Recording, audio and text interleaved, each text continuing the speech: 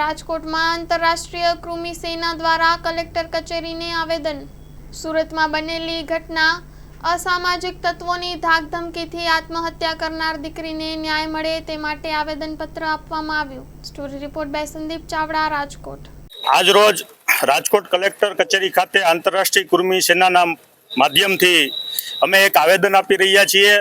સુરતની અંદર જે નિર્દોષ દીકરીને બ્લેકમેલિંગ કરી અને આત્મહત્યા કરવા માટે મજબૂર કરવામાં આવી છે। આ પ્રકારના અસામાજિક તત્વો, લુખા તત્વો જે સમગ્ર ગુજરાતમાં ફાટીને ધુમાડે ગયા છે। સરકાર ક્યાંક ને ક્યાંક આવા લુખા તત્વોને, અસામાજિક તત્વોને ડામવામાં નિષ્ફળ ગઈ હોય એવું લાગે છે। ત્યારે આ આવેદનના માધ્યમથી અમે ગુજરાત રાજ્યના મુખ્યમંત્રી શ્રી ભૂપેન્દ્રભાઈ પટેલને વિનંતી કરીએ છીએ કે સમગ્ર ગુજરાતમાં કાયદો અને વ્યવસ્થાની સ્થિતિને દુરસ્ત કરે।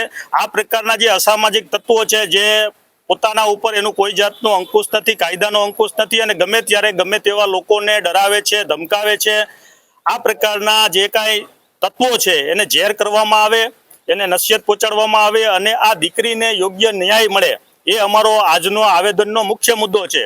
કારણ કે ઘણી વખત એવું બનતું હોય છે કે પોલીસ તંત્ર દ્વારા યોગ્ય ચાર્જશીટના અભાવે આ પ્રકારના અસામાજિક તત્વો છે એ છૂટી જતા હોય છે। એટલે એ આરોપીઓ છૂટે નહીં અને એને કડકમાં કડક સજા મળે અને બીજા લોકો ઉપર આ પ્રકારના જે અસામાજિક તત્વો છે એના ઉપર પણ લગામ આવે એવો અમારો પ્રયાસ છે આ આવેદનના માધ્યમથી।